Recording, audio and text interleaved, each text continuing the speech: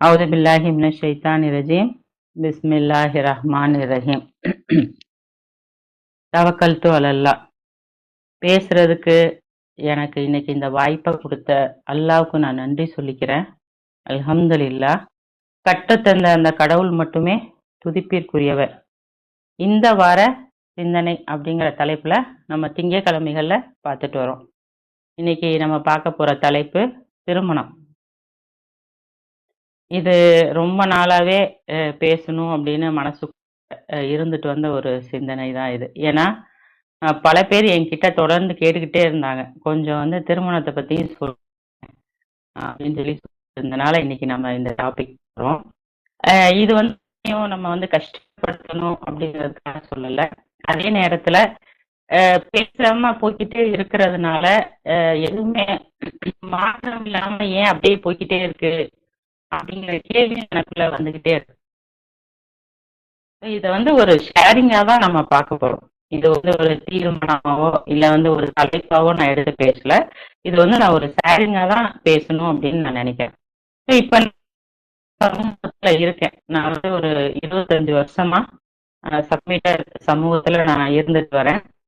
என்ன கேள்வி வருது அப்படின்னா, திருமணங்கள்ல நம்ம சரியான பாதையில தான் பயணிக்கிறோமா அப்படிங்கிற கேள்வி வந்து எனக்கு ரொம்ப நாளாவே கிட்டே இருக்கு.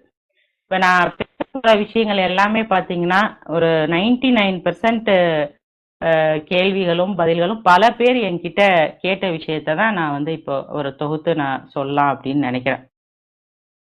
பொதுவா நம்ம திருமணம் அப்படின்னு எடுத்துக்கிட்டாலே பாத்தீங்கன்னா அது வந்து ஒரு குடும்பமா சேர்ந்து கொண்டாடக்கூடிய ஒரு நிகழ்வா தான் நம்ம பாக்குறோம்.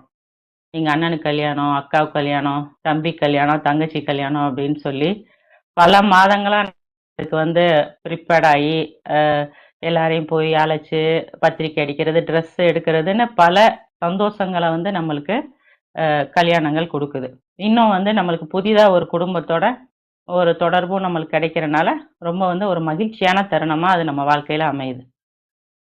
இன்னொரு முக்கியமான விஷயம் என்ன அப்படின்னா, ஒரு ஆணுக்கும் ஒரு பெண்ணுக்கும் வாழ்க்கை துணை தொடர்ந்து பயணிக்க ரொம்ப நாள் பயணிக்கக்கூடிய ஒரு வாழ்க்கை துணை அப்படிங்கிறது அவங்க வாழ்க்கையில அது ஒரு முக்கியமான விஷயமா இருக்கு அப்படிங்கிறத நம்ம பார்க்குறோம். நம்ம வந்து திருமணம் அப்படிங்கிறத பத்தி பேசுறோம். ஆனா அந்த திருமணத்துக்கு முன்னாடி உள்ள நிலைகள் இருக்கு இல்லையா? அதை பத்தி நம்ம அதிகமா நம்ம வந்து ஷேர் பண்றது இல்லை அப்படின்னு தான் எனக்கு தோணுது. அவுது பில்லாஹி மினஷ் ஷைத்தானிர் ரஜீம். பிஸ்மில்லாஹிர் ரஹ்மானிர் ரஹீம். 3:110.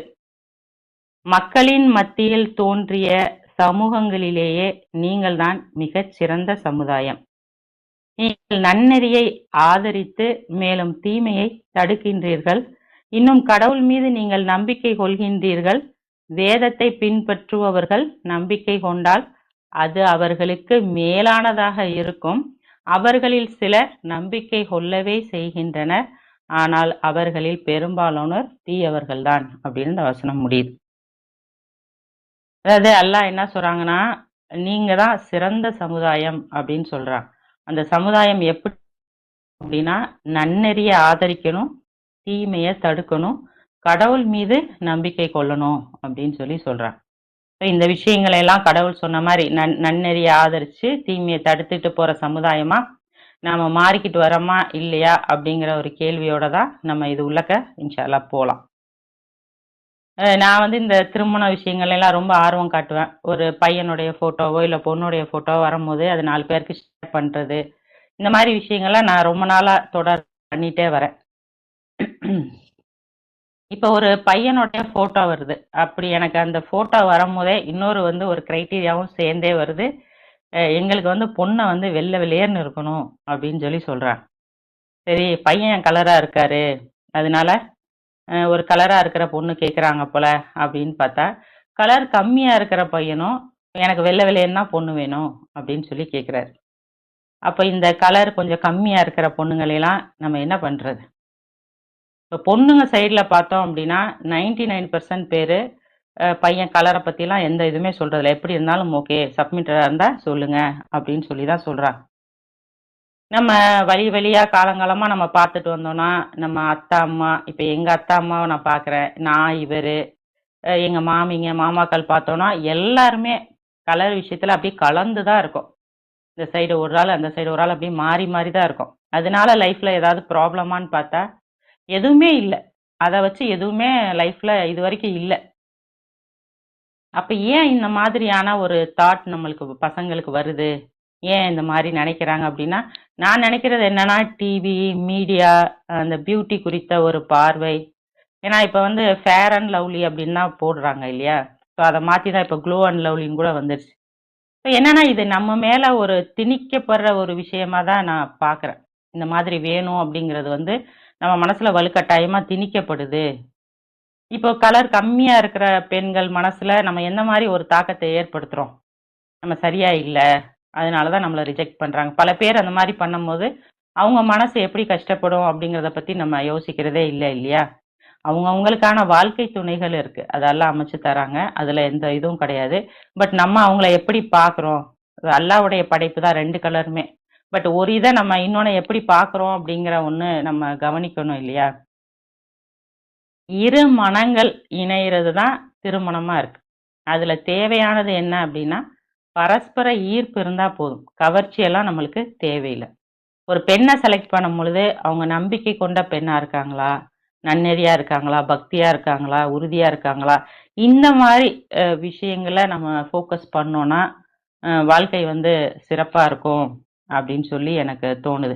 ஏன்னா, இத காரணமா வச்சே நெறைய பேரு வெளியலாம் போயி பொண்ணு எடுக்குறாங்க. அதெல்லாம் நான் வந்து பார்க்குறேன். நீங்க வந்து ஒரு நம்பிக்கை கொண்ட பெண்கள்ட்ட பேசி, அவங்கள புரிய வச்சு அத நீங்க காத்திருந்து ஏன் அத வந்து செய்ய மாட்டேங்கிறீங்க? அப்படின்னு தான் எனக்கு தோணுது. இப்ப வெளியில போயி ஒரு பொண்ண கட்டுறதெல்லாம் தப்பு இல்ல. புதுசா ஒரு சப்மீட்டர் வராங்க அப்படின்னா, அல்ஹம்துலில்லாஹ் அது அல்லாஹ்வுடைய நாட்டம் வராங்க. இப்ப அதே மாரி ஒரு பெண்ணால வெளிய போயி அவங்கள டாமினேட் பண்ணி அந்த ஒரு விஷயத்த பண்ண முடியல இல்லையா? அப்ப இங்க இருக்கிற பெண்களுக்கான அந்த முக்கியத்துவத்த நம்ம குடுக்குறோமா அப்படின்னு தான் நம்ம பார்க்கணும். எண்ணங்கள் எந்த மாதிரி இருக்கு? அப்படிங்கிறதுல நம்மளுக்கு ஒரு சோதனை இருக்கு இல்லையா? அத வந்து நம்ம எப்படி எடுத்துட்டு போறோம்? அப் பார்க்குறோமா? கொஞ்ச நாள் நம்ம வெயிட் பண்ணி, பொண்ணு, மாப்பிள்ளைலாம் இல்லாம இல்ல. நெறைய பேரு இங்க இருக்காங்க. நம்ம பார்த்துட்டு தானே இருக்கோம். அவ்ளோ பொண்ணுங்க இருக்காங்க. கொஞ்சம் நம்ம வந்து ஓப்பன் மைண்டோட, ஒரு அட்ஜஸ்ட் பண்ணி போறோட மைண்டோட பார்த்தோம் அப்டின்னா, நல்லா இருக்கும் அப்டின்னு எனக்கு தோணுது. அதுக்கு தான் வந்து அல்லாஹ் குரான்லயும் சொல்றாங்க, ரஷாத்தும் சொல்றாங்க. மஹர் ஃபிக்ஸ் பண்ணுங்க. சீதனம் பண்ணிக்கோங்க. அப்புறம் வந்து நீங்க ரஷாத் ஒரு இதுல கூட சொல்லுவாங்க. 1 வருஷமோ, 2 வருஷமோ நீங்க பேசி புரிஞ்சுகிட்டு, நீங்க உங்களுக்கு ஓகேன்னா திருமணத்துக்கு போங்க அப்படின்னு சொல்லி சொல்றாங்க இல்லையா? ஸோ அந்த டைம நம்ம இது எடுத்துட்டு போறதுக்கான பொறுமை, கடவுள் சொல்றத கரெக்ட்டா ஃபாலோ பண்றதுக்கான அந்த பொறுமை நம்மள்ட்ட இருக்கா? முதல்ல நம்ம நம்ம இதுல உள்ள பெண்கள தானே நம்ம பார்க்கணும். அத நம்ம செய்றோமா? அப்படிங்கிறத நம்ம சரி பார்த்துக்குருவோம். அடுத்து வந்து சப்மிட்டர்கள் கிட்ட வந்து இந்த ஜாதி மாரியான ஒரு விஷயம் இருக்கு. நீங்க நினைக்கலாம், என்ன ஜாதின்லாம் சொல்றீங்க அப்படின்னு நினைக்கலாம். ஆனா எப்படி கொண்டு போறாங்க அப்படின்னா, ஒரு சைடுக்காரவங்கள கல்யாணம் பண்ணக்கூடாது அப்படிங்கிற மாதிரி. அதாவது முதல்ல ட்ரீட் பண்ண மாட்டேங்கிறாங்க. ஒருத்தர் ஒருத்தர் பார்த்தா முகத்த திருப்பிக்கிறாங்க. சரியா பேச மாட்டேங்கிறாங்க. நம்ம எல்லாருமே குரான் படிக்கிறோம். பட் அவதூறுகள் நெறைய நம்மளுக்குள்ளேயே அந்த மாரியான ஒரு டாபிக்லாம் போயிட்டு இருக்கு. பேசுறாங்க. இப்ப வந்து அ எல்லாருமே ஒண்ணுதான். அல்லாஹ் சொல்றபடி எல்லாருமே இல்லலாம் சொல்லி உள்ள வந்துர்றோம். அப்புறம் ஏன் வந்து நீங்க வேற, நாங்க வேற மாரி ட்ரீட் பண்றாங்க அப்படிங்கிறதெல்லாம் வந்து எனக்கு இப்ப வரைக்கும் புரிய மாட்டேங்குது. அதாவது அப்ப வந்து ஒரு கீழ் ஜாதி, மேல் ஜாதினா எப்படி இருக்கும்னா, பணமா இருக்கும், இல்லன்னா வேலை. இந்த மாரி விஷயங்கள வச்சு செல்வாக்கு இதுகள வச்சு பிரிச்சாங்க. இப்ப என்ன பண்றாங்க அப்படின்னா, கருத்துக்கள வச்சு பிரிக்கிறாங்க. அல்லாஹ் சொல்றாங்க, லா இலாஹ இல்லல்லாஹ் சொல்லிட்டீங்க, நம்பிக்கை கொண்டுட்டீங்க அப்படின்னா, நீங்க ஒற்றுமையா இருங்க அப்படின்னு அல்லாஹ் சொல்றாங்க. நாம எல்லாரும் அப்படி இருக்கோமா இப்போ? நாம தான் வந்து மத்தவங்களுக்கு முன்னுதாரணம் அமைச்சு குடுக்க போறோமா? அப்படிங்கிற கேள்விலாம் எனக்கு வந்து நெறையவே வருது. என்கிட்ட ஒருத்தர் வந்து கேட்டாங்க. இப்ராஹிம் நபி வந்து மூலமா தொழுது காட்டுறாங்க. இப்ப வந்து ஒரு சென்டர்காரவங்க வேற மாரி தொழுறாங்க. இப்ப நம்ம பொண்ண கேட்கும்போது நம்ம நம்ம குடுக்குறோம். அப்ப குடுத்தா அவங்க வந்து நம்ம பொண்ண வந்து ஃபோர்ஸ் பண்ணி அவங்கள மாரி தொழுவ வச்சாங்கன்னா என்ன பண்றது? அப்படின்னு என்ட்ட கேட்டாங்க. இப்போ நீ செய்றத நீ செஞ்சுக்க அப்படின்னு ஆரம்பத்துல சொல்லிட்டு, அப்புறம் வலுக்கட்டாயமா அந்த மாரிலாம் செஞ்சா என்ன பண்றது? அப்படின்னு கேட்கும்போது, நான் அந்த இடத்துல என் பொண்ண வச்சு நான் யோசிக்கிறேன். இப்படிலாம் சொன்னாங்கன்னா, அப்போ நம்ம என்ன பண்றது? இதுக்கு நம்ம நம்பிக்கைய மட்டும் பார்த்துட்டு போணுமா? இல்ல நம்பிக்கைங்கிறதே நன்னெறியானது ஒரு வாழ்க்கையோட சேர்ந்தது அப்படின்னு பார்க்கணுமா? அவங்களுக்கு எப்படி விடை சொல்லணும்னு எனக்கு தெரியல. நீங்க பொறுமையா இருங்க. அல்லாஹ் உங்களுக்கு வந்து சரியான விடைய தருவாரு அப்படின்னு தான் நான் அவங்ககிட்ட சொன்னேன். பட் எனக்கு வந்து அதுக்கு விளக்கம் சொல்ல தெரியல. உங்கள்ல யாருக்காவது அதுக்கான விளக்கம் தெரிஞ்சதுன்னா, இன்ஷா அல்லாஹ் நீங்க சொன்னீங்கன்னா, அது சிறப்பா இருக்கும். அத நான் எடுத்துக்கிறேன் இன்ஷா அல்லாஹ். அடுத்து வந்து பணம். இது வந்து திருமணங்கள்ல ஒரு பெரிய ரோல் பண்ணுது. இத யாருமே தவிர்க்கவே முடியாது. அப்படி இல்லன்னு யாருமே சொல்லவே முடியாது. ஏன்னா பொண்ணு கேட்கிறப்பவே வந்து புடிச்சுக்கிருச்சு அப்படின்னா, நீங்க எங்களுக்கு சிறப்பா கல்யாணம் பண்ணி குடுத்துருங்க. கிராண்டா பண்ணி குடுத்துருங்க அப்படின்னு தான் எல்லாருமே சொல்றாங்க. ஏன்னா எங்க ஃபேமிலில உள்ளவங்கலாம் வந்து ரொம்ப வசதியான ஆளுங்க. அப்ப கல்யாணத்த வந்து பார்ப்பாங்க. அப்படிங்கிறத ஓப்பனாவே சொல்றாங்க. எவ்வளோ நகை குடுப்பீங்க? இத வந்து மறைமுகமாவும் கேட்குறாங்க, நேரடியாவும் கேட்குறாங்க. அப்படி இல்லன்னா, எங்க பொண்ணுக்கு நாங்க இவ்வளோ போட்டுருக்கோம். எங்க மூத்த மருமக இந்த மாரி போட்டு வந்திருக்காங்க அப்படின்னு சொல்றாங்க. அப்படி இல்லன்னா, இன்னும் ரொம்ப அ எதுனா ஒரு ஒரு பொண்ணா இருக்கிறவங்கள பார்த்து போறாங்க. இந்த மாரி நெறைய விஷயங்கள் நம்ம இதுக்குள்ள வந்து போயிட்டு இருக்கு. ஆனா, அல்லாஹ் என்ன சொல்றாங்க அப்படின்னு பார்த்தோம்னா, 4ல சொல்றாங்க. நீங்கள் பெண்களுக்கு அவர்களுக்கு தகுந்த வரதட்சணை நியாயமாக கொடுக்க வேண்டும். அவர்கள் தாமாக விரும்பி எதையாவது விட்டுக் கொடுத்தால் நீங்கள் அதை பெற்றுக்கொள்ளலாம். அது உங்களுடைய உரிமை உடையதாகும். வரதட்சணை அதாவது இந்த மகர் அப்படிங்கிற ஒண்ணே வந்து பெண்களுக்கு உரியதா இருக்கு அப்படின்னு சொல்லி சொல்றாங்க. இப்ப உங்க பொண்ணுக்கு ஒரு ஒரு மாப்பிள்ளைக்கு பொண்ணுக்கு புடிச்சுக்கிச்சுன்னா, உங்க பொண்ணுக்கு என்ன மகர் வேணும் அப்படிங்கிறத யாருமே கேட்கிறதே இல்ல. அதுக்கு பதிலா என்ன சொல்றாங்க அப்படின்னா, எங்களால எவ்வளோ செய்ய முடியுதோ நாங்க அத செய்வோம். நாங்க அத நல்லா தான் செய்வோம், சிறப்பா தான் செய்வோம் அப்படின்னு சொல்றாங்க. அதாவது பையன் வீட்ல உள்ளவங்க குடுக்குறதுக்கு பேரு உரிமை கிடையாது. அந்த பெண் கேட்டு வாங்குறது தான் அந்த பெண்ணுடைய உரிமை. ஸோ இந்த விஷயத்துல நம்ம குரான ஃபாலோ பண்றோமா? மகர முன் வச்சு பேசுறோமா? அப்படிங்கிறத நம்ம சரி பார்த்துக்கணும். இப்ப வந்து திருமணமும் சரி, மகரும் சரி, கல்யாண செலவுகளும் சரி, எல்லாமே வந்து அ பெண் வீட்டார் தான் பண்ணணும் அப்படின்னு நெனைக்கிறாங்க. இப்ப நம்ம வந்து குரான ஃபாலோ பண்றோம். இப்ப நம்ம என்ன பண்ணலாம்? நாங்க தான் மகர் குடுக்குறோம். நாங்க தான் இந்த கல்யாண செலவ எடுத்து பண்றோம். அப்படின்னு சொல்றதும் ஒரு பெருமையான விஷயம் தானே! நான் நான் வந்து இந்த விஷயத்துல குரான ஃபாலோ பண்ணிட்டேன். அத நான் கடைப்பிடிக்கிறேன் அப்படின்னு சொல்றதும் பெருமையான விஷயம் தானே! இன்னைக்கு எங்க ஊர்கள்ல பார்த்தீங்க அப்படின்னா, தௌஹீது அதெல்லாம் வந்து ரொம்ப பீக்ல இருக்கு. என்ன ரீசன் அப்படின்னு பார்த்தீங்கன்னா, அவங்க இந்த குரான் சொல்ற இந்த விஷயத்த மஹரா இருக்கட்டும், திருமணம் பண்றதா இருக்கட்டும், அவங்க கையில எடுத்துக்கிட்டாங்க அத. அத ரொம்ப சிறப்பா பண்ணிட்டு இருக்காங்க. 5 பவுன் மகரு, 10 பவுன் மகருன்னு குடுக்குறாங்க. கல்யாண செலவு அத பத்தியே பேச மாட்டேங்கிறாங்க. எல்லாமே நாங்க பண்ணிக்கிறோம். நீங்க போடுங்க, போடாம இருங்க. அது உங்க இஷ்டம் அப்படின்னு அதனாலேயே வந்து தௌஹீதுங்கிற வந்து எங்க ஊர்லலாம் ரொம்ப இப்ப பரவலா ஆயிடுச்சு. தௌஹீத் உடனே புடி கல்யாணம் பண்ணி குடு அப்படிங்கிறாங்க. அந்த அளவுக்கு போயிட்டு இருக்கு. இப்ப நான் இந்த இடத்துல வந்து சப்மிட்டர் இளைஞர்களுக்கு ஒரு கேள்விய நான் முன்வைக்கணும்னு நெனைக்கிறேன். இந்த விஷயத்துல வந்து உங்களுக்கு அல்லாஹ் ஒரு மிகப்பெரிய பொறுப்ப குடுத்துருக்காங்க. உங்க மூலியமா இந்த விஷயத்துல அல்லாஹ்வுடைய தூது செய்திய பரப்புறதுக்கான ஒரு வாய்ப்பு உங்கள தேடி வருது. ஏன்னா, கல்யாணங்கள்ல தான் வந்து நெறைய பேர் வருவாங்க, நெறைய பேர் பேசுவாங்க. சொந்தக்காரவங்க எல்லாம். அவங்களே மகர் போட்டு, அவங்களே கல்யாணம் பண்ணிக்கிட்டாங்களாம். குரான்ல அப்படிதான் சொல்லியிருக்கான். அதனால அவங்க அப்படி பண்றாங்களாம் அப்படின்னு சொல்லும் பொழுது, இந்த இந்த மார்க்கம் வந்து செவி வழியா அவ்ளோ ஒரு பாப்புலர் ஆகுறதுக்கான ஒரு வாய்ப்பு இருக்கு. அத மிஸ் பண்ணிடாதீங்க. இப்ப இந்த விஷயத்துல சப்மிட்டர் இளைஞர்கள் ஒரு ரோல் மாடலா இருந்து காட்டணும் அப்படின்னு நான் ஆசைப்படுறேன். அதாவது நம்ம நம்ம வந்து நெறைய வந்து சமூக அழுத்தங்களுக்கு தான் நம்ம ஆளாயிக்கிறோம். நம்மள நம்மளே அதுக்கு உட்படுத்திக்கிறோம். ஆனா பார்த்தோம்னா, அந்த சமூக அழுத்தங்கள் எல்லாம் தாண்டி தான் வந்திருக்கோம். நீ உன் இதுல இருந்துக்க, நான் இதுல தான் இருப்பேன் அப்படின்னு சொல்லி நம்ம எவ்வளவு ஸ்ட்ராங்கா இதுக்குள்ள வந்து எவ்வளவு பேரை எதிர்த்துட்டு நம்ம இதுல உட்கார்ந்துருக்கோம். அப்ப இந்த திருமண விஷயங்கள்னு வரும்போது மட்டும் நம்ம ஏன் வந்து சமுதாயத்தை பார்க்குறோம், அழுத்தத்தை பார்க்குறோம்னு எனக்கு புரியல. நமக்குள்ளேயே அந்த எண்ணங்களை வந்து நம்ம விதைச்சுக்கிட்டோமா? கட்டளைகளை பின்பற்றுறது தான் அல்லாஹ் வந்து வளத்தை கொண்டுகிட்டு வரும் அப்படின்னு சொல்றாங்க.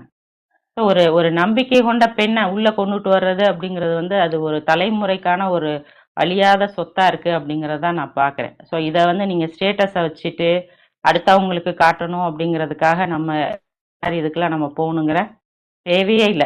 குரான் படி பண்ணோம்னா, நம்ம மனசு நிறைவா இருக்கும். வாழ்க்கை வளமா இருக்கும். அப்படிங்கிறதுக்கு தான் அல்லாஹ் நம்மளுக்கு இந்த விஷயத்த எடுத்து சொல்றாங்க. ஸோ ஆண்கள் திருமணம் பண்ணுங்க அப்படின்னு வரும்போது என்ன கேட்குறாங்க? கல்யாணம் எப்படி பண்ணணும்? அடுத்த கேள்வி வருது. எப்படி பண்ணணும்? திருமணம் அப்படிங்கிறது வந்து 2 பேர் இருந்தா போதும். நீங்க வீட்ல மாலை போட்டு கல்யாணம் பண்ணிக்கிறலாம். ரிஜிஸ்டர் பண்ணி கல்யாணம் பண்ணிக்கிறலாம். பள்ளியில வச்சு கல்யாணம் பண்ணிக்கலாம். இல்ல ஒரு பெரிய மண்டபம் பிடிச்சு எல்லாத்தையும் கூப்பிட்டு நீங்க கல்யாணம் பண்ணிக்கலாம். இது வந்து அவங்களுடைய தனிப்பட்ட ஒரு விருப்பமா இருக்கு. ஆனா இதுல கொண்டுகிட்டு வந்து நபி வந்து இப்படி சொல்லியிருக்காங்க. ரொம்ப சிம்பிளா தான் கல்யாணம் பண்ணும். பேரிச்சம்பழம் கொடுத்து தான் கல்யாணம் பண்ண சொல்லியிருக்காங்க. அப்படிலாம் அதுக்கு நம்மளுக்கு எந்த ஆதாரமுமே கிடையாது. இப்ராஹிம் நபி வந்து விருந்தோம்பலை பத்தி அல்லாஹ் சொல்லும்போது, அவர் காளைக்கன்றை வச்சாரு, பொரிச்சு வச்சாரு அப்படின்னு தான் சொல்றாங்க இல்லையா? ஸோ விருந்தோம்பல்ங்கிறது நம்மளுடைய இதுல வந்துட்டே இருக்கக்கூடிய ஒரு விஷயமா இருக்கு. ஸோ எல்லாரையும் கூப்பிட்டு நம்ம ஒரு விருந்து கொடுக்கறது, எல்லாத்துக்கும் நல்ல சாப்பாடு கொடுக்கறதுங்கிறது வந்து ஒரு தப்பான விஷயம் கிடையாது அப்படிங்கிறது தான் நான் பார்க்குறேன். இப்போ ஒரு ஒரு கல்யாணத்துக்கு நம்ம செலவு பண்றதோ, இல்ல பெருமைக்கு காட்டுறதுக்கு, அதுக்கப்புறம் 1008 பிரச்சனைகளை ஹேண்டில் பண்றது, இந்த மாதிரி விஷயங்கள் தான் கல்யாணத்துல தப்பு. ஒரு ஒரு குடும்பம் அப்படின்னு எடுத்துக்கிட்டோம்னு வச்சுக்கோங்களேன். இந்த கல்யாணத்துல தான் கூடுவோம். அப்ப வருவாங்க. நம்ம சேர்ந்துக்குருவோம். அந்த வீட்ல ஒரு துக்க நிகழ்வு நடந்திருக்கும். அடுத்து கல்யாணங்கும்போது எல்லார் மனசும் அதுக்கேத்த மாரி மாறி, கொஞ்சம் அந்த விஷயத்துல இருந்து மாறி வருவாங்க. அதுக்கு கல்யாணம் ஹெல்ப் பண்ணும். இப்போ எங்க குடும்பத்துல என்ன பண்ணுவாங்கன்னா, வெளிநாட்டுல பசங்கலாம் கல்யாண டைம்ல தான் வருவாங்க. வந்தா ஊர் ஊரா போய் எல்லாரையும் பார்க்க தேவையில்ல. ஒரு கல்யாணத்துல எல்லாத்தையும் பார்த்துக்கலாம் அப்படின்னு சொல்லிலாம் வருவாங்க. இந்த இந்த மாதிரி ஒரு கல்யாணத்துல நிறைய விஷயங்கள் இருக்கு அப்படிங்கிறத நான் வந்து பார்க்குறேன். இப்போ நம்ம இதுல பார்த்தீங்கன்னா, பிறந்த நாள் கொண்டாடக்கூடாது. வளகாப்பு வைக்கக்கூடாது. பேர் வைக்கக்கூடாது. எதுவுமே சீதனம் வைக்கக்கூடாது. பெருசா யாரையுமே கூப்பிட்டு எதுவுமே பண்ணக்கூடாதுன்னு எல்லா ஃபங்ஷன்ஸுமே வந்து நம்ம அவாய்ட் பண்ணிக்கிட்டே வரோம். ஸோ இப்ப கல்யாணமும் இது பண்ணக்கூடாது அப்படின்னா, இப்ப நம்மளுக்குள்ள ஒரு ஒரு சோசியலா ஒரு கேதரிங்ன்னு ஒண்ணு இருக்கு இல்லையா? இப்ப சப்மீட்டர்கள் மீட் பண்ணிக்கிறது அப்படிங்கிற ஒண்ணு இருக்குல்ல. இப்ப இந்த விஷயத்துக்கெல்லாம் நம்ம அத வந்து எப்படி கொண்டுட்டு போறோம்? என்னைக்காவது ஒரு நாளைக்கு ஒருத்தர் ஆகுது. அதுல சப்மீட்டர்கள் எல்லாம் மீட் பண்றோம். புள்ளைங்களா, இது உங்க புள்ளைங்களா, குடும்பமா அப்படின்னு நெறைய பெண்கள் வர்றதில்ல, பிள்ளைகள் வர்றதில்ல. அவங்களையெல்லாம் நம்ம பார்க்குறோம் இல்லையா? ஸோ அதுக்கெல்லாம் அது ஒரு வழியா இருக்கு அப்படின்னு தான் நான் பார்க்குறேன். இதுல என்ன அப்படின்னா, ஒருத்தர் ஒருத்தர் சிரமப்படுத்திக்கிறாம, ஒரு சந்தோஷமா அத வந்து நம்ம பார்க்கக்கூடிய மகிழ்ச்சியான ஒரு நிகழ்வா நம்ம அத வச்சுக்கணுமே தவிர, திருமணங்கள வந்து நம்ம சிரமமா எடுத்துட்டு போக்கூடாது.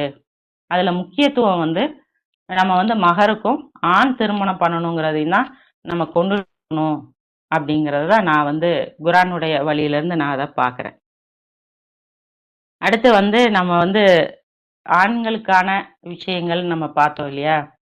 அதே மாதிரி பெண்களுக்கான சில விஷயங்கள நான் பார்க்குறேன். பெண்கள் சைடுல இருந்து என்னலாம் சொல்றாங்க அப்படிங்கிறத நம்ம அத பத்தி பார்க்கலாம்.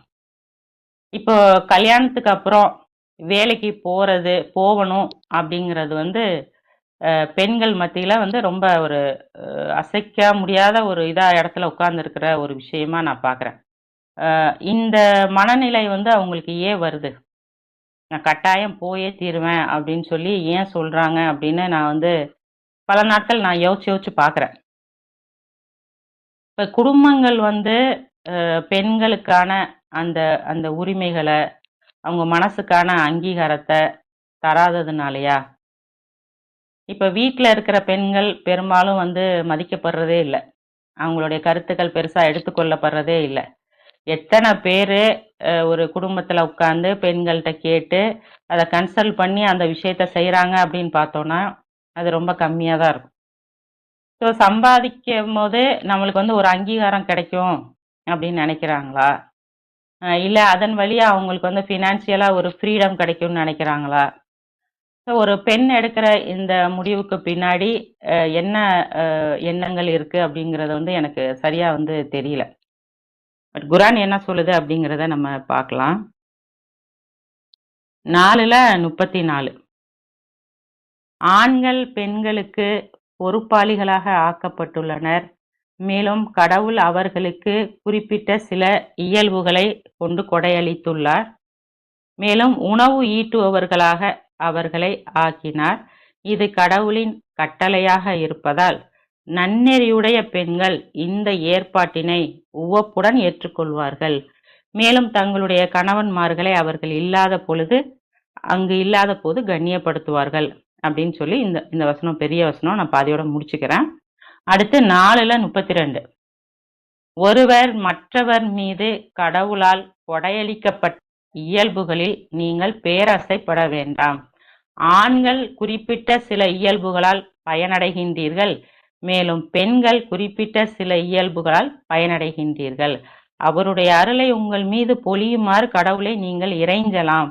எல்லா விஷயங்களை பற்றியும் கடவுள் முற்றிலும் அறிந்திருக்கின்றார் அப்படின்னு அல்லாஹ் சொல்றான்.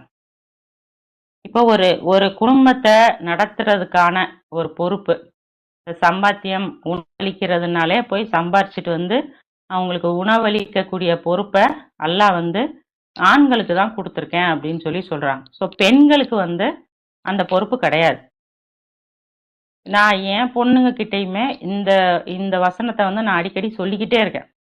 ஏன்னா அவங்க வந்து இப்போ வந்து படிக்கணும், படிச்சவனே வேலைக்கு போகணும் அப்படின்னு நினைக்கிறாங்க. ஆனா அது எது வரைக்கும் அப்படிங்கிற அந்த ஒரு கிளாரிட்டி நம்மளுக்கு வேணும் இல்லையா? பெண்கள் கண்டிப்பா படிக்கணும், கண்டிப்பா வேலைக்கு போகணும். அதுல எந்த தடையும் கிடையாது. ஆனா அவங்க அவங்க வாழ்க்கை வந்து அப்படியே வந்து தொடர்ந்து போயிட்டே இருக்காது இல்லையா? அப்போ வந்து அந்த அந்த இடத்துல அவங்க யோசிக்கணும். இப்போ வந்து குடும்ப வாழ்க்கைக்குள்ள அவங்க நுழையும் பொழுது நம்மளுக்கு தேவையான சூழ்நிலைகள் இருந்தா அந்த இடத்துல நம்ம வேலைக்கு போகணும். ஃபினான்ஷியலி ஹஸ்பண்ட் வந்து நல்லா இருக்காரு அப்படின்னா நம்ம வேலைக்கு போகணுங்கிற தேவையில்லை அப்படிங்கிற 2 மைண்ட் செட்டோடையும் தான் பெண்கள் இருக்கணும் அப்படிங்கிறத நான் பார்க்குறேன். இப்போ படிக்கிறதும் அவங்க வேலைக்கு போய் எக்ஸ்பீரியன்ஸை தேடி வச்சுக்கிறதும் எதுக்கு அப்படின்னா இப்போ வாழ்க்கை வந்து எப்படி இருக்கும்னு நம்மளுக்கு தெரியாது. சிலர் இழப்புகளை சந்திக்கிறாங்க, சிலர் பிரிஞ்சு வர்றாங்க, சிலர் தனியா இருக்காங்க. இந்த மாதிரி ஒரு சூழ்நிலைகள் வரும்போது பெண்களுக்கு அந்த படிப்பும் அந்த எக்ஸ்பீரியன்ஸும் அவங்களுக்கு வந்து தேவைப்படலாம். அதனால அவங்க வந்து அறிவு வளர்த்துக்கிறதுக்காக படிக்கலாம். அதெல்லாம் ஒன்றும் தப்பு கிடையாது. பட் இந்த வேலைக்கு போற விஷயங்களை பிடிவாதமா இருக்கிறது கரெக்டா அப்படிங்கிறத நம்ம சிந்திச்சு பார்க்கணும். இதே மாதிரி எல்லா பெண்களுமே நம்ம வீட்டை விட்டு கிளம்பி போயிட்டோம்னு வச்சுக்கோங்க. அப்ப யார் இருந்து வீட்டை பார்க்கறது? ஒவ்வொருத்தருக்கும் ஒரு பொறுப்பு இருக்குன்னு நல்லா சொல்றாங்கல்ல. இப்ப கணவருக்கான பொறுப்பு அவர் வெளியே போய் வருமானம் ஈட்டிட்டு வந்து உணவு கொடுக்குறாருன்னா அப்போ பெண்களுடைய பொறுப்பு என்ன? ஒரு பெண் வந்து தன்னுடைய கணவரை பார்த்துக்கணும், குழந்தைகளை பார்த்துக்கணும். அல்லாஹ் ஒரு வசனத்துல சொல்றாங்க, ஒரு தாய் வந்து தன்னுடைய குழந்தையின் மீது தீவிர கவனம் எடுக்கணும் 2 வருஷத்துக்கு அப்படிலாம் சொல்றாங்க இல்ல. இப்ப பிள்ளைகளுக்கு வந்து இந்த டைம்ல தான் அம்மா தேவை, இந்த டைம்ல தேவையில்லை அப்படிங்கிறதெல்லாம் கிடையாது. எல்லா நேரமுமே வந்து பிள்ளைகளோட இருக்கிறது வந்து பிள்ளைகளுடைய மனநிலைக்கு ரொம்ப நல்ல ஒன்று. இப்போ கணவரை பார்த்துக்கணும், பிள்ளைகளை பார்த்துக்கணும். இப்போ அதெல்லாம் நம்மளுடைய ஒரு ரெஸ்பான்சிபிலிட்டியா இருக்கு இல்லையா? இப்போ வீட்டில் உள்ளவங்க ரொம்ப ஹெல்த்தியா இருக்காங்க, வருமானம் ஹஸ்பண்டுக்கு கம்மியா, நாங்கள் உட்காந்து கன்சல்ட் பண்றோம், அவங்க வந்து வேலைக்கு போக சொல்லிட்டாங்க, எங்க வீட்டில் எந்த பிரச்சனையும் இல்லைங்கிற பட்சத்தில் போறதுல எந்த தப்பும் இல்லை. ஆனா இப்ப 2 சைடுமே பேரண்ட்ஸ் இருக்காங்க, அவங்கள பார்த்துக்கிறணும். இது நான் கட்டாயமா சொல்ல வரல. பட் இது பெண்களுடைய பொறுப்பா இருக்கு இல்லையா? அப்ப நம்ம நன்னறியான விஷயத்த கையில இல்ல வேலைக்கு போறதுதான் முக்கியம் நம்ம எடுக்க போறோமா அப்படிங்கிறத நாம தான் வசனத்தை வச்சு நாம தான் சிந்திக்கணும். இப்போ ஒரு தகப்பன் இருக்காரு, அவருக்கு வந்து 2 பெண்களோ இல்லது 3 பெண்களோ இருக்காங்க. அப்ப வந்து அதுக்கப்புறம் தன் தந்தை குறித்த கவலையெல்லாம் அந்த பெண்களுக்கு வருது. அது ரொம்ப ஒரு நியாயமான ஒரு விஷயம்தான். ஏன்னா பெற்றோர்களை குறித்து நம்ம அவங்கள நினைவு கூறுங்க, அவங்கள பார்த்துக்கங்க அப்படின்னு நல்லா சொல்றாங்க. அப்ப அது 2 பேருக்குமேயான கடமையா தான் நம்ம பார்க்குறோம். அல்லாஹ் என்ன சொல்றாங்கன்னா, நான் எல்லாத்துக்குமே இந்த பூமியில வர எல்லாத்துக்குமே நான் வாழ்வாதாரத்த உத்தரவாதம் அளிச்சுட்டேன் அப்படின்னு சொல்லி அல்லாஹ் சொல்றாங்க. ஸோ நம்ம தான் இருந்து பேரண்ட்ஸ பார்த்துக்கிறோம். நான் தான் அத அந்த அந்த பொறுப்பெடுத்து நான் செய்றேன் அப்படின்னு நம்ம நெனச்சோம்னா அது தப்பாயிடும். அல்லாஹ் வந்து எல்லா வகையிலயும் நம்மளுக்கு வந்து சப்போர்ட் பண்ணுவாரு. அது ஈவன் நம்ம கல்யாணம் பண்ணி போற அந்த சப்மிட்டர் குடும்பங்களும், பசங்களும் கண்டிப்பா நம்ம சப்போர்ட் பண்ணுவாங்கன்னு நெனைக்கணும். நம்ம நல்ல எண்ணம் கொள்ளணும். வேலைக்கு போறதுக்காக மாப்பிள்ளைய வேணான்னுலாம் நம்ம சொல்லக்கூடாது. இதுல முக்கியமான ரோல் வந்து பேரண்ட்ஸ்க்கு இருக்கு. இந்த இந்த விஷயத்த வந்து நம்ம புள்ளைங்களுக்கு சொல்லி புரிய வைக்க வேண்டிய பொறுப்பு நம்மளுடைய கடமையா இருக்கு அப்படிங்கிறத நம்ம தெரிஞ்சுக்கணும். அடுத்து என்ன பண்றாங்க அப்படின்னா, இப்போ சப்மிட்டரு புதுசா சப்மிஷனுக்குள்ள வராங்கல்ல, அந்த மாப்பிள்ளைய ஏத்துக்கிறதுக்குலாம் அவங்களுக்கு வந்து ரொம்ப கஷ்டமா இருக்கு. பேரு ஹிந்து பேரா இருந்தது அப்படின்னா அதெல்லாம் ரொம்ப யோசிக்கிறாங்க. அத்தா, அம்மா ஹிந்துவா இருந்து வந்தாலும் ரொம்ப யோசிக்கிறாங்க. அல்லாஹ் என்ன சொல்றாங்க அப்படின்னா, நம்பிக்கை கொண்ட ஆண், நம்பிக்கை கொண்ட பெண் அவங்கள திருமணம் பண்ணுங்க அப்படின்னு தான் அல்லாஹ் நம்மளுக்கு சொல்றாங்க. ஸோ நம்ம வந்து அவங்க நம்பிக்கை கொண்டவங்களா இருக்காங்களா அப்படின்னு பரிசோதனை பண்ணி தான் நம்ம அக்செப்ட் பண்ணிக்கணுமே தவிர, குடும்பத்த, பேரையெல்லாம் நம்ம பார்க்க தேவையில்ல. இப்ப இப்ராஹிம் நபியோ, முகம்மதோ வந்து ஒரு சிலை வணக்கம் செய்ற, இணை வழிபாடு இருக்கிற குடும்பத்துல இருந்து தான் அவங்க எல்லாமே வந்திருக்காங்க. அப்ப ஒரு ஆசர் வந்து என்ன பேர் வச்சிருப்பாரு? சிலை வணக்கத்துல இருந்து வந்தவரு இப்ராஹிம்னு பேர் வச்சிருக்காரு. இணை தெய்வ வழிபாட்டுல இருந்து வந்த முகமது நபி 40 வயசுக்கு மேல தான் அவங்க வராங்க. ஒரு மார்க்கத்துக்கு, ஒரு கடவுளுங்கிறதுக்கு வராங்க. அப்ப அதுக்கு முன்னாடி அவங்க பேர் முகம்மதா தான் இருக்கு. ஸோ பேர்ல எல்லாம் ஒண்ணும் இல்ல. இது வந்து நம்மளுடைய சமூக அழுத்தங்கள்னால நம்ம மார்க்கத்த முன்வைக்காம, மார்க்கத்த விட்டு நம்ம வெளிய போறோமோ! அப்படிங்கிற மாரிலாம் எனக்கு வந்து தோணிக்கிட்டே இருக்கு. ஸோ சில விஷயங்கள நம்ம வந்து வயசு பார்க்கறது. 2 வயசு, 4 வயசு இருந்தா போதும். அதுக்கு மேலலாம் இருந்தா கல்யாணம் பண்ண மாட்டேன் அப்படிங்கிறாங்க. இதெல்லாம் வந்து இப்ப இப்ப நாங்கலாம் பார்த்தீங்கன்னா, எங்களுக்கு 8 வயசு வித்தியாசம். எங்க அண்ணனுக்கு 10 வயசு வித்தியாசம். வாழ்க்கையில எந்த பிரச்சனையும் இல்ல. எல்லாரும் நல்லபடியா தான் இருக்கோம். இந்த ஏரியா வேணாம், வெளியூரு வேணாம். யாருமே வந்து கல்யாணம் ஆகி ஒரே இடத்துல இருக்கிறதே இல்ல. எல்லாருமே எல்லா பெண்களுமே மாறி மாறி தான் இருக்கோம். 1, 2 பேர தவிர. ஸோ நம்ம எத முக்கியமா கல்யாணத்துல எத ப்ரையாரிட்டி குடுத்து பார்க்கணும் அப்டின்னா, ஒரு சரணடைந்த ஆணா, குடும்பத்த பார்த்துக்கிற அளவுக்கு அவருக்கு சம்பாத்தியம் இருக்கா? இந்த மாரி விஷயங்கள நம்ம ஃபோக்கஸ் பண்ணோம் அப்டின்னா நல்லாருக்கும். ஒரு புதுசா வர்ற ஒரு அடிபணிந்தவர் வந்து, அவர் கொஞ்சம் கொஞ்சமா தான் கத்துக்கிட்டு வருவாரு. அவர் திரும்பி போயிட்டாருன்னா, 20 வருஷம் இருந்தவங்களே திரும்பி போறாங்க. நம்மளுடைய எண்ணம் என்னவா இருக்கு? ஒரு சரணடைந்தவர் வேணும்னு கேட்கிறோமா? அல்லாஹ் கண்டிப்பா நம்மளுக்கு சரணடைந்தவர தருவாங்கன்னு நம்ம நம்பணும். அல்லாஹ் அத விலக்கி கூட்டிட்டு போறாருன்னா, அது அல்லாஹ்வுடைய திட்டம். ஆனா, இது சரியானதா இருக்காதுன்னு நம்மளே முடிவு பண்றோம்ல. அது நம்ம கரெக்ட்டா? அப்ப சப்மிஷன்ல இருக்கிற நாம, இவ்வளோ நாள் கடவுள சார்ந்து இந்த விஷயங்கள நம்ம வந்து திங்க் பண்றோமா? அப்படிங்கிறத நம்ம பார்க்கணும். பையன் நெறைய சம்பாரிக்கணும் அப்படின்னு எதிர்பார்க்கிறாங்க. ஆரம்பத்திலேயே வந்து பசங்கள்ட்ட அந்த அளவுக்கு சம்பாத்தியங்கள்லாம் இருக்காது.